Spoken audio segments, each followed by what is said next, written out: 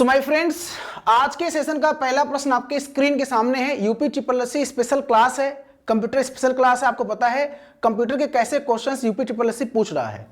Question पूछा गया है कि RAM is a volatile memory, the data in RAM is lost when the power is turn off. ठीक है, क्वेश्चन पूछा गया है कि रैंडम एक्सेस मेमोरी एक अस्थिर मेमोरी है, बिजली बंद होने पर रैम में डेटा नष्ट हो जाता है। एक्चुअली ये जो असर्शन या रीजन वाले क्वेश्चंस हैं, जिसे हम बोलते हैं अभिकथन या कारण बोलते हैं, ठीक है।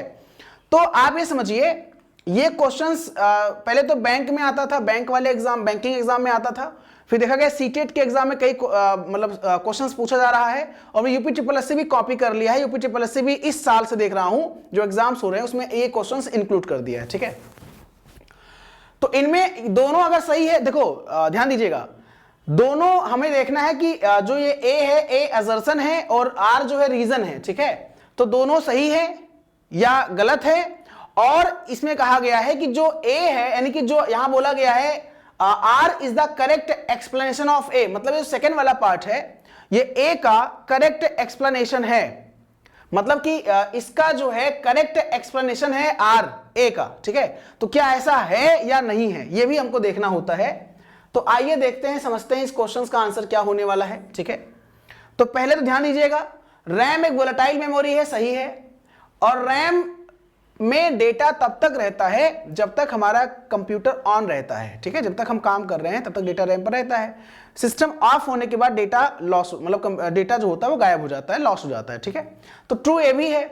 अब कहा गया क्या जो आर है वो ए, मतलब कि R is the correct explanation of A, या R is not the correct explanation of A, मतलब क्या R जो है A का करेक्ट एक्सप्लेनेशन है या नहीं है, मतलब स्पष्टीकरण है या नहीं है। जाहिर सी बात है, रैम एक अस्थायी मेमोरी है, रैम एक अस्थायी मेमोरी है, तो जो अस्थायी होता है डेटा उसमें परमानेंट तो रहता नहीं है। तो सिस्टम जब ऑफ हो जाएगा, मतलब सिस्टम जब बंद हो जाएगा, तो डेटा भी क्या हो जाएगा, लॉस हो जाएगा, क्योंकि वो अस्थायी मेमोरी है। तो यहां बोला गया है कि आर क्या है, करेक्ट एक्सप्लेनेशन है किसका, ए का, बिल्कुल परफेक्ट है। तो यहां आंसर ए भी सही है, आर भी सही है। R is the correct explanation of A, जो आर है वो ए का करेक्ट स्पष्टीकरण है, करेक्ट एक्सप्लेनेशन है, ये ध्यान दीजिएगा। ठीक है, तो मुझे लगता है यहां पे आपको समझ में आ गया होगा, है ना, कोई दिक्कत तो नहीं है, ये क्वेश्चन समझ में आ गया ना।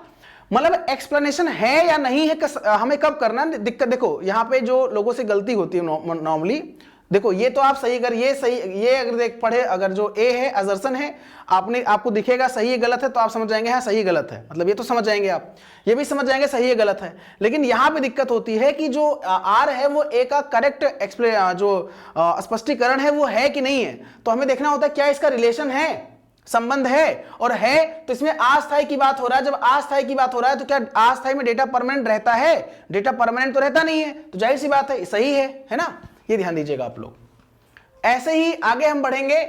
अ compiler translates the entire program before execution, बोला गया है कि एग्जीक्यूशन से पहले जो कंपाइलर होता है वो संपूर्ण प्रोग्राम को ट्रांसलेट कर देता है। ठीक है, compilers converts high level language into machine code line by line. अब देखो यहां पे देखो आप, अब यहां पे तो आसानी से आप इजीली आप क्वेश्चंस का आंसर निकाल पाओगे, बहुत आसानी से आप क्वेश्चन का आंसर दे पाओगे। ठीक है, आपको पता है ट्रांसलेटर जो होते हैं वो तीन प्रकार के होते हैं, है ना, एक असेंबलर होता है, एक इंटरप्रेटर होता है और एक कंपाइलर होता है। ठीक है, तो जो असेंबलर होता है वो असेंबली भाषा को मशीन भाषा में कन्वर्ट करता है, तो उसमें तो असेंबलर है नहीं। और जो इंटरप्रेटर होता है और कंपाइलर होता है, ये दोनों हाई लेवल लैंग्वेज ट्रांसलेटर हैं, कंपाइलर भी और इंटरप्रेटर भी, ये दोनों हाई लेवल लैंग्वेज ट्रांसलेटर हैं। तो इंटरप्रेटर क्या करता है कि हाई लेवल लैंग्वेज को लाइन बाय लाइन ट्रांसलेट करता है, और कंपाइलर क्या करता है, एक साथ ट्रांसलेट करता है। तो अब यहां पे ध्यान नहीं दे, पहला वाला जो दावा कर रहा है, जो कारण अभिकथन बता रहा है, कथन, ये जो कथन है क्या ये सही है, हाँ ये सही है। अरे भाई पहले वो कंपाइल करेगा फिर तो एग्जीक्यूट करेगा, एग्जीक्यूशन से पहले ही कंपाइल करता है ना, तो सही है। और यहां पे ये गलत है, तो इसमें आंसर हो जाएगा A is true but R is false, ये हो जाएगा।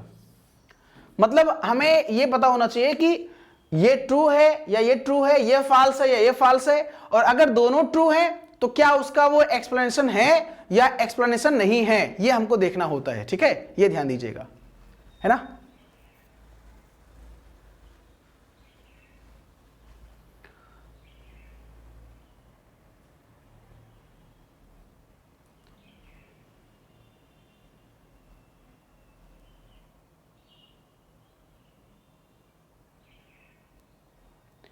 क्या हो गया भाई, क्या चल रहा है? डोंट, क्या बोलते हैं, फाइट चलो, डोंट फाइट, आपस में लड़ाई मत करो, ठीक है। चलो आगे बढ़ते हैं। अब जैसे यहां पे आपको करेक्ट मैच करना है, ठीक है। इस क्वेश्चन में आपको मैच करना है, ध्यान दीजिएगा। इस क्वेश्चन में आपको क्या करना है, इस क्वेश्चन में आपको मैच करना है ना, मैच करना है। चलो हम लोग भी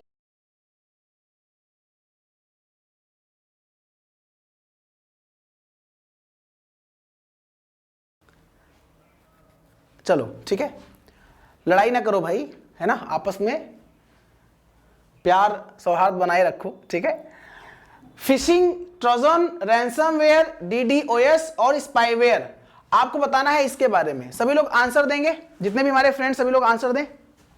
और मैं फिर रिपीट कर रहा हूं, इसके बाद से 6 बजे से यूपीजी की क्लास होगी। यूपीजी की क्लास बहुत लोग डिमांड कर रहे थे यूट्यूब पर, अब रेगुलर क्लास होगी, तो आप लोग जरूर बने रहिए हमारे साथ, ठीक है, यूपीजी की क्लास में।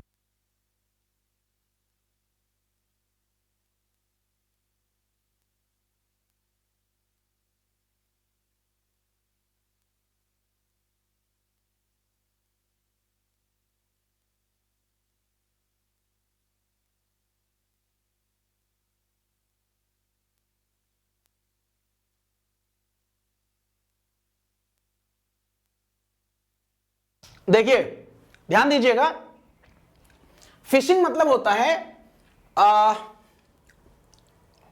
मालवेयर दैट, देखो, malware that encrypts files and demands payment. देखो पेमेंट की डिमांड कहां करता है, रैंसमवेयर। रैंसमवेयर मतलब पेमेंट की डिमांड करता है, आपके सिस्टम को एनक्रिप्ट कर देगा, पेमेंट की डिमांड करेगा। चलो भाई, deceptive emails designed to steal information, information को स्टील करने के लिए एक ऐसा मेल भेजा गया आपके पास, फिशिंग मतलब एक ऐसा मेल भेजा गया आपके पास जो इंफॉर्मेशन को स्टील चुरा रहा है, चुराने के लिए आपको मतलब गुमराह कर रहा है, ठीक है। Malicious software disguised as legitimate software, मतलब एक ऐसा सॉफ्टवेयर जो हमको दिखाता है मैं अच्छा हूं, मैं अच्छा हूं, लेजिटिमेट बोला गया सॉफ्टवेयर, डिस्गाइज्ड आपको डिस्गाइज करता है एज लेजिटिमेट सॉफ्टवेयर की तरह, मतलब दिखाएगा कि अच्छा हूं, आप मुझे डाउनलोड कर लो। बट डाउनलोड जैसे करोगे अपना वो कर्मकांड करने स्टार्ट कर देगा, मतलब कांड कर देगा। आंसर ये हो जाएगा इसका।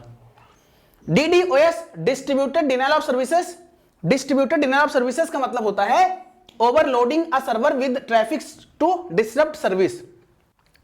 सर्विस ज्यादा ओवरलोड हो गया सर्वर पर, वो आपको सर्विस नहीं दे पा रहा है। Spyware, spyware secretly collects user information without permission.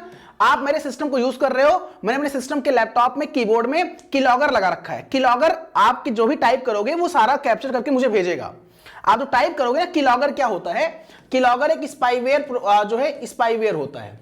Keylogger जो होता है स्पाईवेयर होता है। तो पहले का तीन, पहले का दो, दूसरे का 3, तीसरे का 1, चौथे का 4, पांचवे। आंसर पहला हो जाएगा। बोलो सही है, बोलो सही है कि नहीं, बोलो हाँ या ना।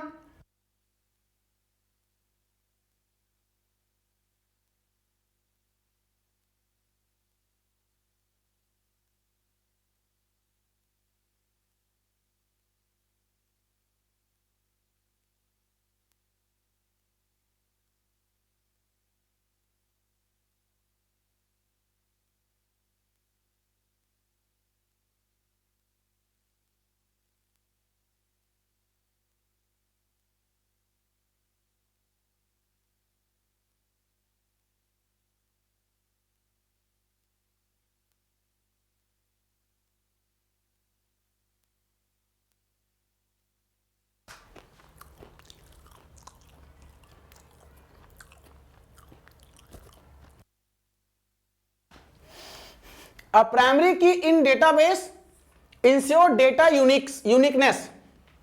एक डेटाबेस होता है, आपको पता है डेटाबेस होता है, और डेटाबेस में टेबल में हम लोग क्या करते हैं, डेटाबेस में टेबल होता है, टेबल में हम लोग रिकॉर्ड को ऑर्गेनाइज करते हैं, टेबल में हम लोग रिकॉर्ड को ऑर्गेनाइज करते हैं, ठीक है। तो उसमें एक ऐसा की होता है जो उस टेबल को यूनिकली आइडेंटिफाई करता है। अच्छा आप बताओ मुझे, आप जितने भी हमारे फ्रेंड्स हो, मैं एग्जांपल दे रहा हूं, देखो मैंने एक टेबल बनाया और इस टेबल का नाम स्टूडेंट है, स्टूडेंट नाम का टेबल बनाया मैंने, स्टूडेंट नाम का, ठीक है। यहां पे लिखा मैंने स्टूडेंट आईडी, यहां नेम, यहां रोल नंबर, यहां क्लास वगैरह, ठीक है। इसमें यूनिक, इस स्टूडेंट को, अब स्टूडेंट में किसी का नाम राम है, किसी का नाम श्याम है, किसी का नाम, फिर क्या एक नाम के एक क्लास में अधिक बच्चे नहीं हो सकते हैं?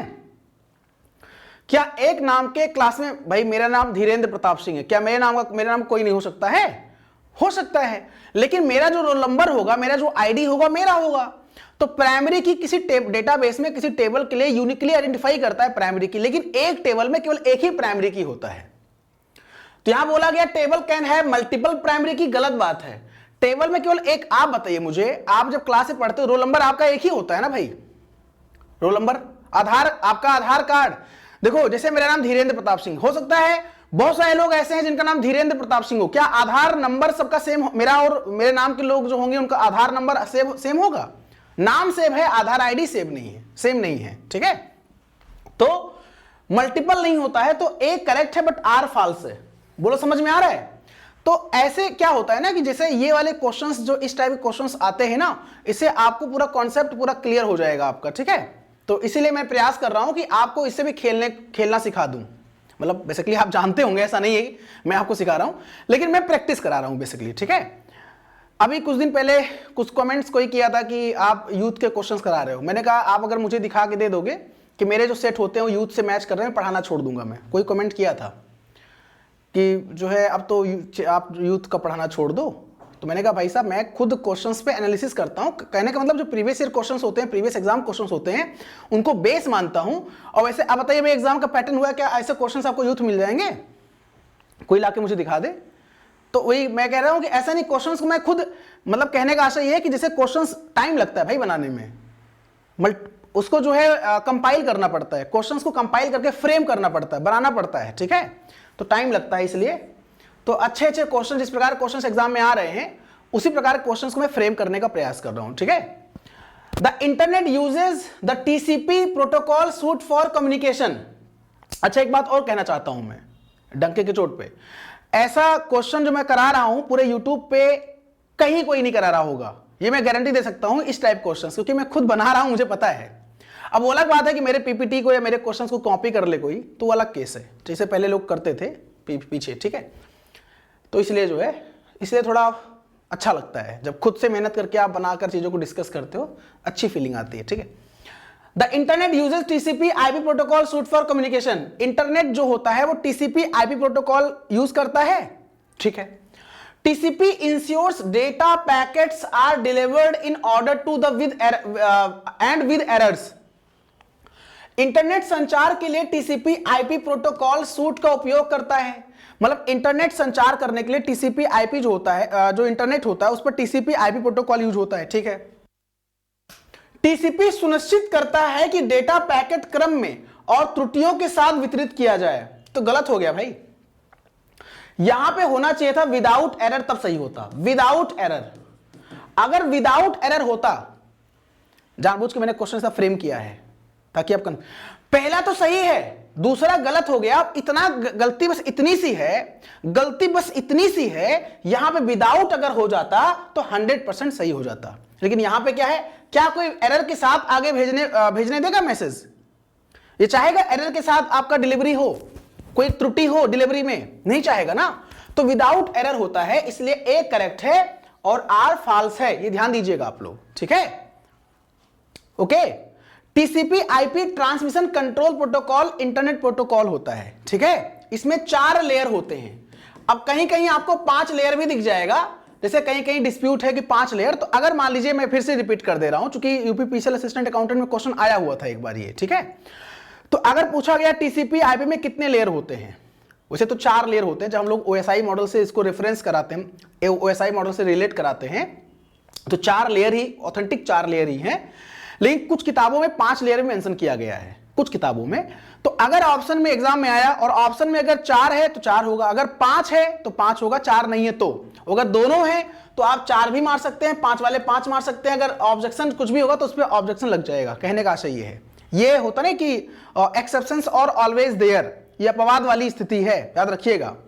दोनों एक साथ तो वैसे देगा नहीं, वो जानता है जो क्वेश्चन बनाएगा एग्जामिनर कि भाई अगर दोनों एक साथ दे देंगे डिस्प्यूट हो जाएगा, ठीक है, तो ये ध्यान दीजिएगा आप लोग। चलिए अगला क्वेश्चन आपके स्क्रीन के सामने है। क्या हो गया यार, तो हमारा जो इंटरनेट होता है ना वो टीसीपी आईपी मॉडल को ही फॉलो करता है, याद रखिएगा। इंटरनेट जो होता है वो टीसीपी आईपी मॉडल को ही फॉलो करता है। A firewall helps in network security, firewall network security में हेल्प करता है क्या? A firewall encrypts all incoming and outgoing data to prevent hacking. ये क्वेश्चन इस तरह आया भी हुआ था। फायरवॉल नेटवर्क सुरक्षा में मदद करता है, हैकिंग को रोकने के लिए फायरवॉल सभी इनकमिंग और आउटगोइंग डेटा को एनक्रिप्ट करता है। चलो आंसर दो। ए ऑप्शन है, बी ऑप्शन है, सी वाला यहां आ गया क्या? सी वाला यहां आ गया है और डी वाला इधर भी आ गया क्या? कहीं डी वाला यहां आ गया। अच्छा थोड़ा ऊपर नीचे हो गया है, इसको मैं सही कर देता हूं लगे हाथ, ठीक है, नहीं तो जो है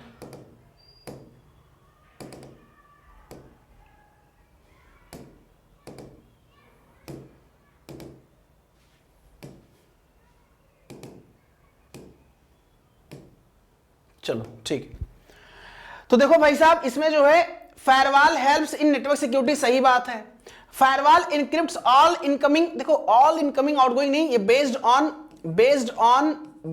on security, based on security की बात होती है, सबको नहीं करता है, बेस्ड ऑन सिक्योरिटी की बात करता है। तो पहला सही है, दूसरा फॉल्स है। पहला सही है, आर फॉल्स है, ठीक है। बोथ नहीं होता, कुछ लोग देखो बोथ आंसर दे रहे हैं, ठीक है। मतलब फायरवॉल जो होता है नेटवर्क सुरक्षा में मदद करता है, हैकिंग को रोकने के लिए फायरवॉल सभी इनकमिंग और आउटगोइंग डेटा को एनक्रिप्ट करता है, यह कहना गलत है। मतलब हैकिंग को रोकने के लिए सिक्योरिटी के आधार पर इनकमिंग आउटगोइंग को प्रिवेंट करता है, सिक्योरिटी की बेस्ड ऑन सिक्योरिटी। मतलब यहां पे जो लगा हुआ है इनकमिंग और आउटगोइंग डेटा को एनक्रिप्ट करता, सभी लगा हुआ है, सभी की जगह होता बेस्ड ऑन सिक्योरिटी, सिक्योरिटी के आधार पे, तो आंसर दोनों सही होता, ठीक है। ये ध्यान दीजिएगा आप लोग, ठीक है। चलो आगे बढ़ते हैं। SQL is used for managing relational database. जो एसक्यूएल होता है, एसक्यूएल क्या वो रिलेशनल डेटाबेस को मैनेज करने के लिए यूज किया जाता है? SQL is a programming language used for building software application.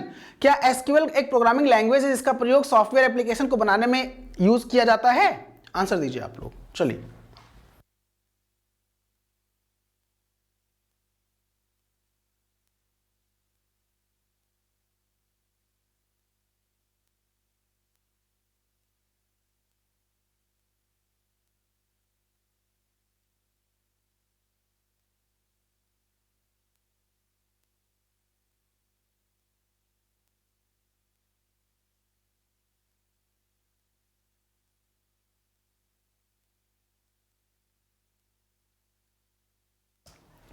Tanu ji all को नहीं करता है, तनु जी वो बेस्ड ऑन सिक्योरिटी होता है ना, सिक्योरिटी लेवल पे करता है, ठीक है, ऑल को नहीं करता है, ठीक है।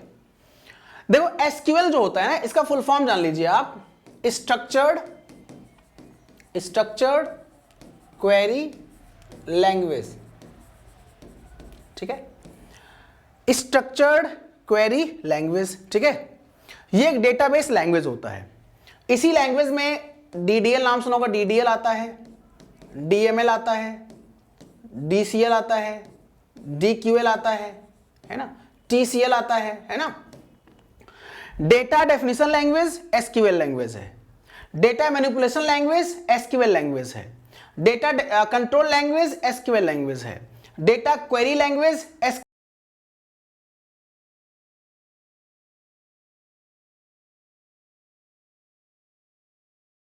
Control language.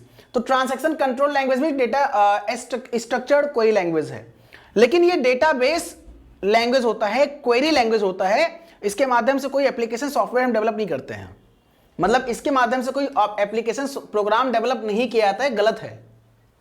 एसक्यूएल एक क्वेरी लैंग्वेज है, ना कि ऐसा प्रोग्रामिंग लैंग्वेज है जिसके माध्यम से हम सॉफ्टवेयर प्रोग्राम डेवलप करते हैं। जैसे सी लैंग्वेज है, सी प्लस प्लस है, जावा है, ये सारे लैंग्वेज हाई लेवल लैंग्वेज हैं, प्रोग्रामिंग लैंग्वेज हैं, इनके माध्यम से हम सॉफ्टवेयर डेवलप करते हैं, सॉफ्टवेयर के लिए कोडिंग करते हैं। लेकिन एसक्यूएल का प्रयोग करके हम सॉफ्टवेयर के लिए कोडिंग नहीं करते हैं, इसके लिए हम क्वेरी करते हैं।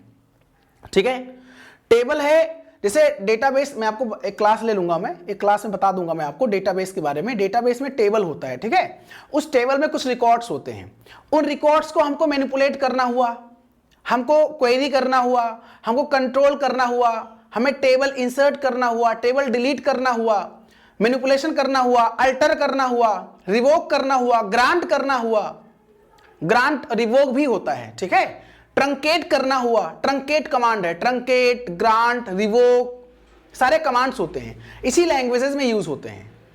तो मुझे लगता नहीं कि ये यहां से क्वेश्चंस पूछ सकता है आपके एग्जाम में, लेकिन फिर भी मैं आगे डिस्कस कर दूंगा, एक क्लास ले लूंगा इसका, ठीक है।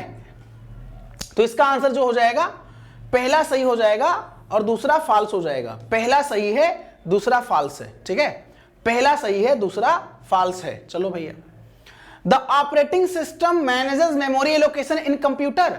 जो ऑपरेटिंग सिस्टम होता है वो कंप्यूटर में मेमोरी को मैनेज करता है सॉरी जो ऑपरेटिंग सिस्टम होता है मेमोरी एलोकेशंस को मैनेज करता है, और जो ओएस होता है वो सिस्टम सॉफ्टवेयर का एग्जांपल होता है। इसका आंसर दीजिए आप लोग।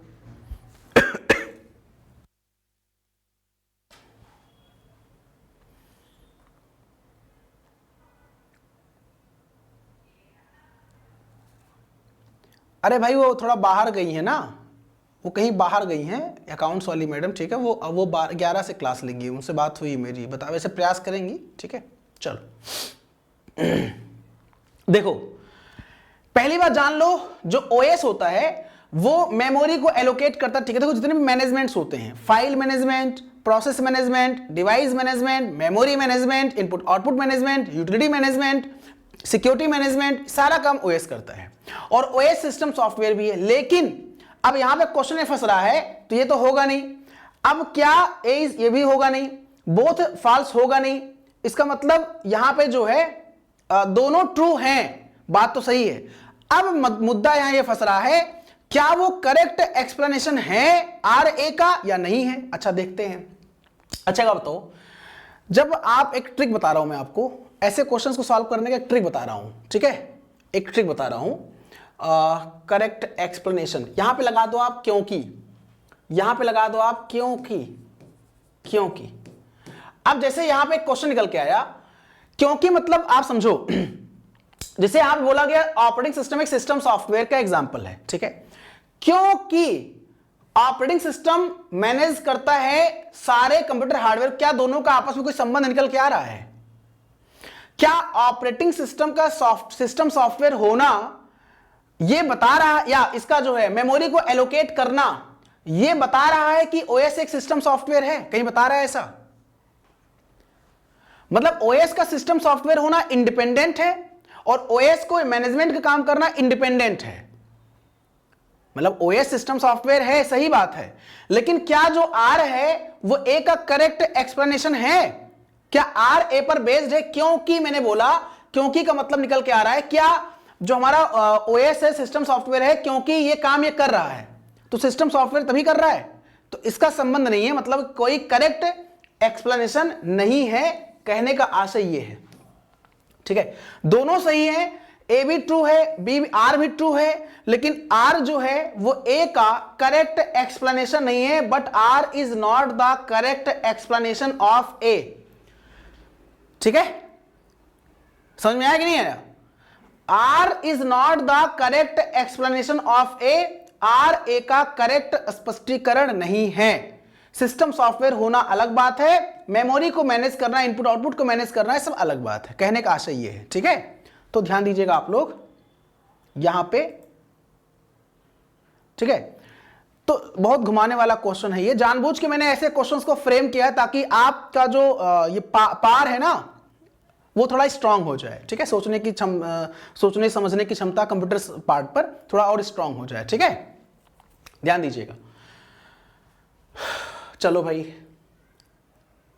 DVR in computing and surveillance system, अच्छा फुल फॉर्म पूछा गया डीवीआर का। डीवीआर जो होता है इसका फुल फॉर्म क्या होता है?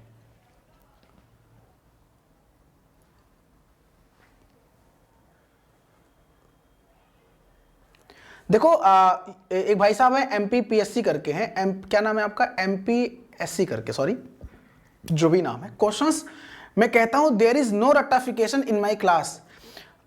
रट्टाफिकेशन ना करो, आप क्लास करो, चीजों को मैं एक्सप्लेन करता हूं, डिटेल में समझाता हूं, उसको समझो, आप पीडीएफ को रिवाइज करो, आप फायदा मिलेगा आपको। डिजिटल वीडियो रिकॉर्डर, देखो मैं भी अपने हिसाब से क्या करता हूं, मैं तो आयोग हूं नहीं, पहली बात, ठीक है।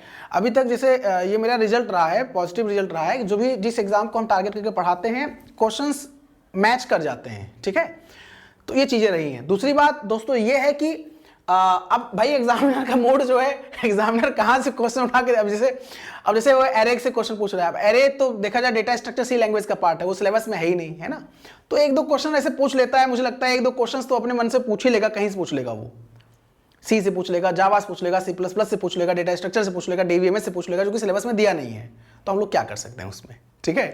तो इसके लिए पूरा फिर कंप्यूटर साइंस पढ़ लो, आप डीवीएमएस पढ़ लो, डेटा स्ट्रक्चर पढ़ लो, सी पढ़ लो, सी प्लस प्लस पढ़ लो, जावा पढ़ लो, पाइथन पढ़ लो, एचटीएमएल पढ़ लो, सीएसएस पढ़ लो, जो है पूरा नेटवर्किंग पढ़ लो, इंटरनेट पढ़ लो, डिजिटल इलेक्ट्रॉनिक पढ़ लो, लॉजिक गेट और नंबर सिस्टम पूरा पढ़ लो, तो फिर बीसीए 3 साल और एमसीए 2 साल, 5 साल का डिग्री ले लो फिर, है भाई।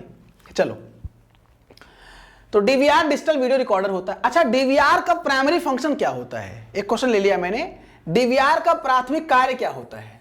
बताइए भाई, डीवीआर का प्राथमिक कार्य क्या होता है? आंसर दीजिए आप लोग। चलो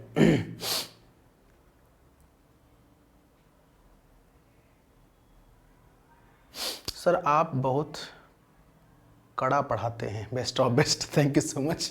चलो डीवीआर मैं बोल तो रहा हूं, पूरे यूट्यूब पे चले जाना और मैं कह रहा हूं सर्च कर लेना, और ऐसे क्वेश्चंस मिल जाएंगे, बताना मुझे, हो सकता है आप ये क्वेश्चंस कॉपी करके कोई अलग बात है पढ़ा दे, ठीक है। चलो दोस्तों, डीवीआर जो होता है ना, encrypting video files for security, enhancing display resolution, converting analogue signal to digital signal, improving internet speed, इनमें से कुछ भी नहीं होता है डीवीआर। डीवीआर मतलब होता है, डीवीआर का प्राइमरी फंक्शन होता है storing and receiving video footage, ठीक है। जो वीडियो फुटेज होता है, उस वीडियो फुटेज को स्टोर करना, रिसीव करने काम होता है डीवीआर का, ठीक है। अगर आप अपने घर में कैमरा लगवाओगे ना, आप अपने दुकान में, अपने शॉपिंग, जहां भी आपका शॉप है, आप एरिया है, कैमरा लगवाओगे ना, वहां डीवीआर लगवाना पड़ता है, ठीक है। तो डीवीआर जो होता है डिजिटल वीडियो रिकॉर्डर होता है, जो आपके वीडियो फुटेज को क्या करता है, स्टोर और रिसीव करता है, ठीक है। रिसीव करेगा, उसको स्टोर करेगा, ठीक है। तो इसमें जो आंसर हो जाएगा नन ऑफ दीज हो जाएगा, ठीक है, ध्यान दीजिएगा। Supervise learning requires label data for training. थोड़ा अपने आप को ऐसे कर लो ना,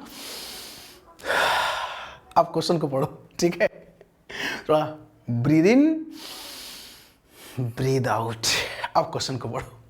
supervise learning requires label data for training. Supervise learning में ट्रेनिंग के लिए लेबल डेटा की आवश्यकता होती है, ठीक है। In supervise learning the algorithm learns by mapping input data to the correct output. आपको बताना है सुपरवाइज लर्निंग में, पर्यवेक्षित शिक्षण में, एल्गोरिथम इनपुट डेटा को सही आउटपुट पर मैप करके सीखता है। चलो भाई आंसर दो आप।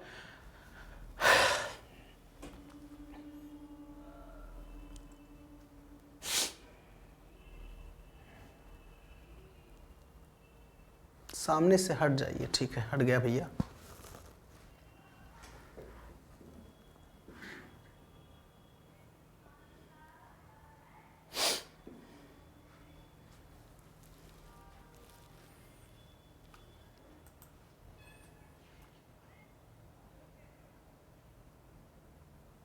खतरनाक खतरनाक क्वेश्चंस, डोंट वरी। आपके एग्जाम को डेडिकेट करते हुए, dedicated to all UP triple S C aspirants, dedicated to all UP triple S C aspirants, चाहे वो लेखपाल के हों, चाहे वो जूनियर असिस्टेंट के हों, चाहे वो ऑडिटर के हों, किसी भी एग्जाम की तैयारी कर रहे हो, ठीक है। देखो मशीन लर्निंग का क्वेश्चन है, मशीन लर्निंग का क्वेश्चन है, ठीक है, मशीन लर्निंग का क्वेश्चन है, ठीक है।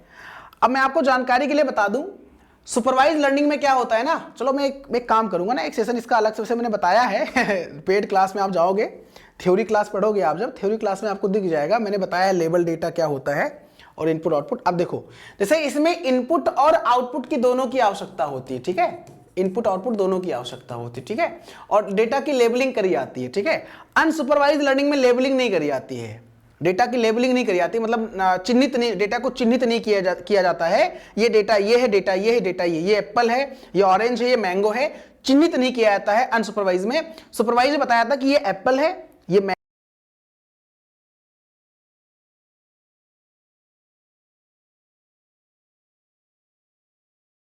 एक ग्रुप है, उस ग्रुप में कुछ एप्पल रखा गया, कुछ मैंगो रखा गया, कुछ ऑरेंज रखा गया, कुछ जो है बनाना रखा गया।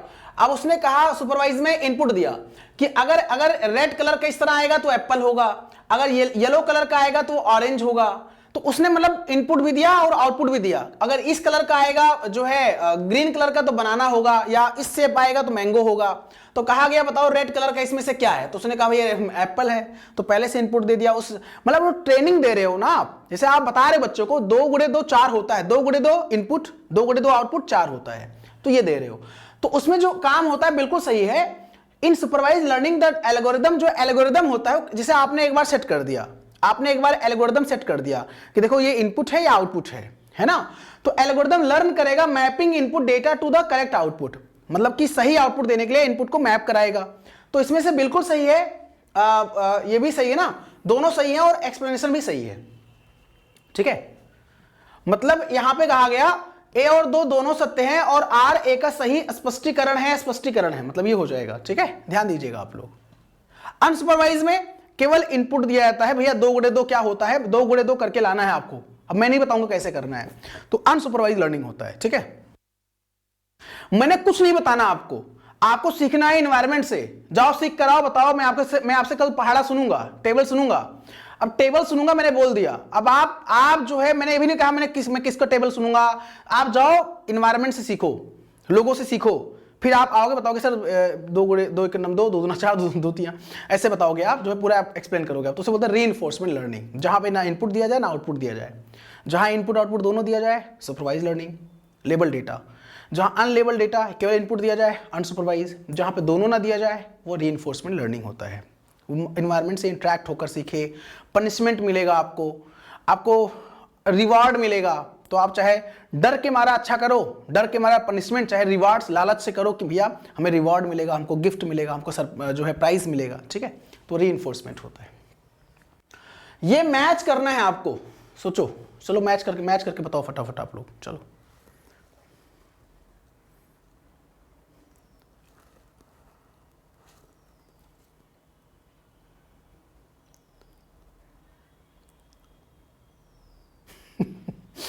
चलो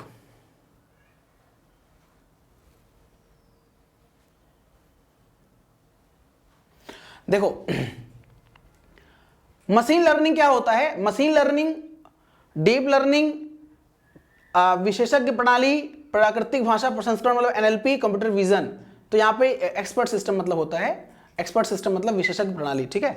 अब आपको बताना मशीन लर्निंग क्या होता है, डीप लर्निंग क्या होता है, एक्सपर्ट सिस्टम क्या होता है, और नेचुरल लैंग्वेज प्रोसेसिंग क्या होता है, कंप्यूटर विजन क्या होता है।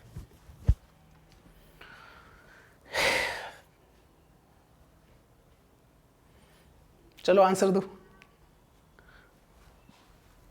सामने से हट जाइए भाई इंग्लिश इधर है, हिंदी इधर है, कहाँ गया, अच्छा हिंदी इधर है, ठीक है।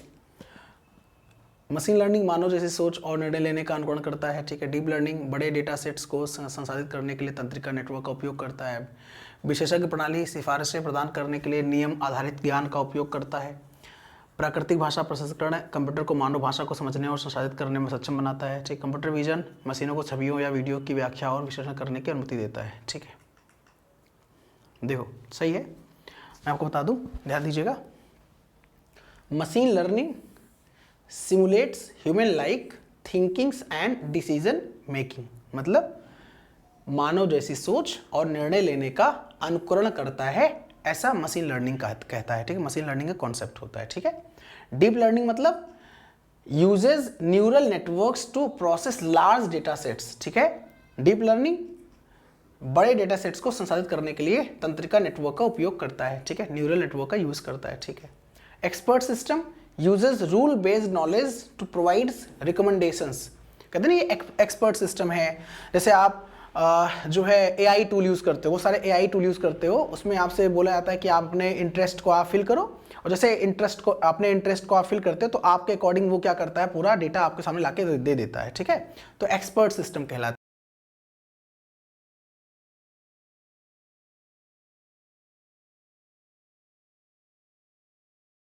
नेचुरल लैंग्वेज प्रोसेसिंग मतलब enables computers to understand and process human language. ठीक है, और कंप्यूटर विजन मतलब allow machines to interpret and analyse image और वीडियोस। कंप्यूटर विजन, तो आंसर पहले का पहला, दूसरे का दूसरा, तीसरे का तीसरा, चौथे का चौथा, पांचवें का पांचवा, 1 2 3 4 5, आंसर ये हो जाएगा हमारा, परफेक्ट हो जाएगा। ठीक है, ए का ए, बी का 2, सी का 3, डी का 4, ई का 5, ये हमारा होता है। ठीक है, बिल्कुल सही कहा आपने, एक्सपर्ट सिस्टम है। ठीक है, चलो आगे बढ़ते हैं। इसका आंसर दीजिएगा, मैच कराइए फटाफट, इसको भी मैच कराइए आप लोग।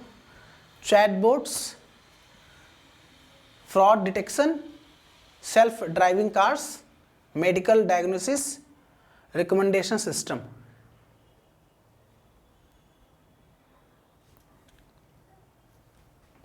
ये क्वेश्चन मैं आपको इंपॉर्टेंट मार्क कर दे रहा हूं, ये क्वेश्चन मेरा खुद का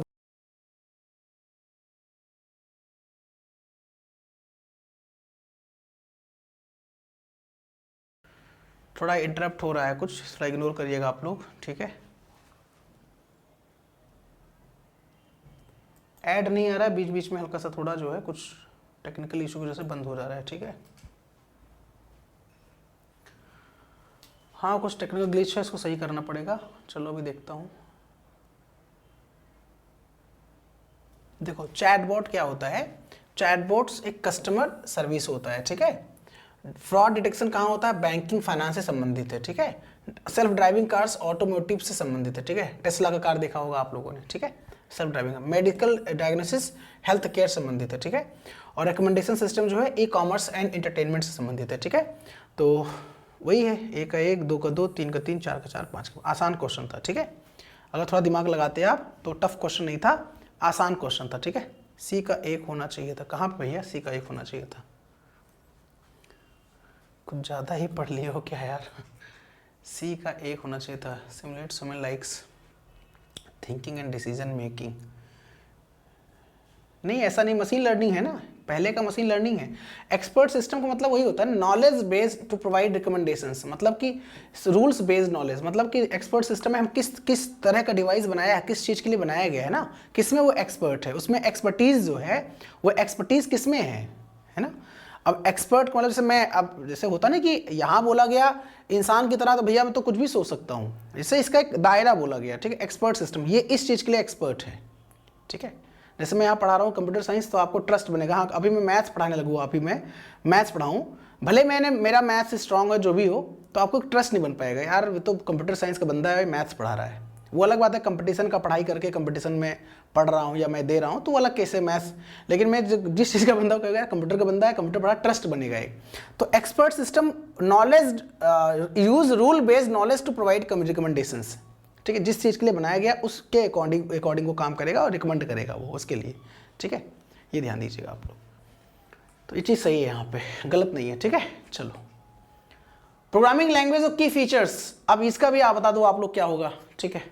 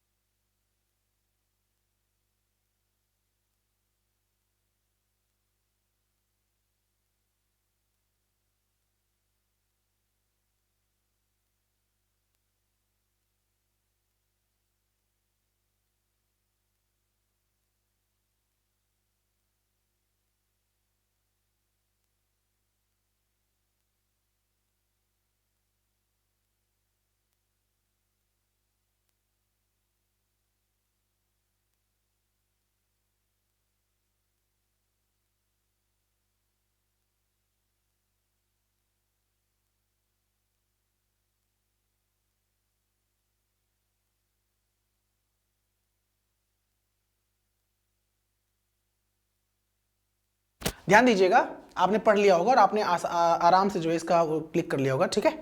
स्मॉल, चलिए देखो पाइथन, देखो यहाँ पे ना समझो, पहले मैं मिला दे रहा हूँ, ठीक है। देखो जैसे लिस्प जो होता है, लिस्प लिस्ट प्रोसेसिंग होता है, ठीक है। लिस्प का मतलब जो होता है, लिस्प का मतलब जो होता है और लिस्ट प्रोसेसिंग होता है, ठीक है। लिस्ट प्रोसेसिंग होता है और ये 1950 में लैंग्वेज डेवलप किया गया था, ठीक है। ये सबसे ओल्डेस्ट लैंग्वेज एआई लैंग्वेज है, ठीक है। मतलब पूछ रहे one of the oldest AI focused language, मतलब आर्टिफिशियल इंटेलिजेंस फोकस्ड लैंग्वेज की बात करें तो हमारा जो है ये होता है, क्या नाम इसका है, लिस्प नाम है, लिस्ट प्रोसेसिंग, ठीक है। Programming in logic used in logical programmings and AI reasoning system, इसका नाम ही है प्रोग्रामिंग इन लॉजिक, ठीक है। प्रोग्रामिंग इन लॉजिक, ठीक है।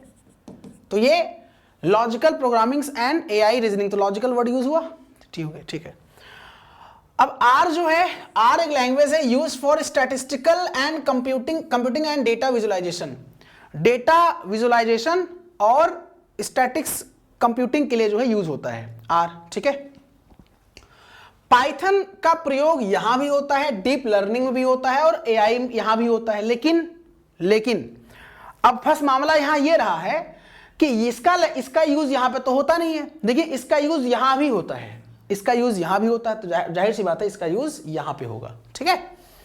पाइथन का यूज यहां भी होगा, लेकिन जावा का यूज इसमें से जो ऑप्शन है केवल यहीं पे होगा, ना कि और कहीं पे होगा। जावा एक ऑब्जेक्ट ओरिएंटेड लैंग्वेज है और एआई एप्लीकेशंस में भी जावा का यूज होता है, ठीक है। तो इसलिए आंसर 1 का 1, 2 का 2, 3 का 3, 4 का 4, 5 का 5। मैं फिर से रिपीट कर दे रहा हूं, इसमें से इसका केवल यही काम करेगा, ये केवल इसी के लिए है, ये केवल इसी के लिए है, ये इन दोनों में यूज हो सकता है और खास करके ज्यादा प्रायोरिटी डीप लर्निंग और एआई रिसर्च में है, और इसका प्रयोग केवल यहीं पे है, यहां पे तो है नहीं। तो इसका मतलब ये यहां पे हो जाएगा और ये यहां पे हो जाएगा, ठीक है। ध्यान दीजिएगा। हाँ, मनीष सर की क्लास स्टार्ट होने वाली है, 5 मिनट बाद मैं क्लास को एंड करूंगा, उनके बाद मेरे बाद उनकी क्लास होगी, ठीक है। Which of the following connectors is commonly used for display output? इनमें से कौन सा कनेक्टर आमतौर पर डिस्प्ले आउटपुट के लिए उपयोग किया जाता है? आंसर दीजिए आप लोग।